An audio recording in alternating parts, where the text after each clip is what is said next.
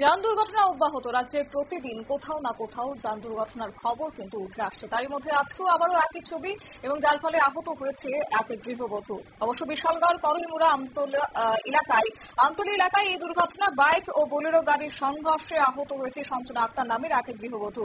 স্বামীর নাম দিলওয়ার হোসেন এবং বাইকে করেই সঞ্জনা সোনামুড়াতে যাচ্ছিল বলে জানা গেছে।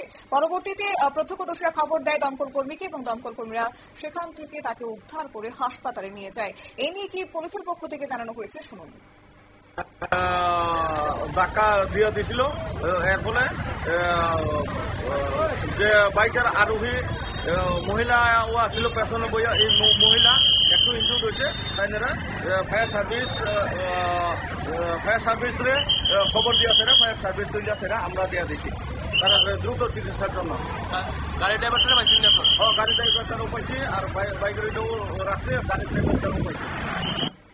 আপনারা শুনলেন পুলিশের পক্ষ থেকে বক্তব্য। এই ঘটনার খবর পেয়ে সঙ্গে সঙ্গে ঘটনাস্থলে পুলিশ উপস্থিত হয় এবং সেই সঙ্গে আটক করা হয় সেই গাড়ি চালককে। এছাড়াও বাইকটিকেও নিজেদের হেফাজতে রেখেছেন বলে জানা গেছে। অন্যদিকে আহত গৃহবধূ বর্তমানে হাসপাতালে চিকিৎসাধীন রয়েছে। বিশালগড় করইমুড়ার আমতলার এই ঘটনা নিয়ে নিচ্ছে ছোট্ট একটি বিজ্ঞাপন বিরতির সঙ্গে থাকুন।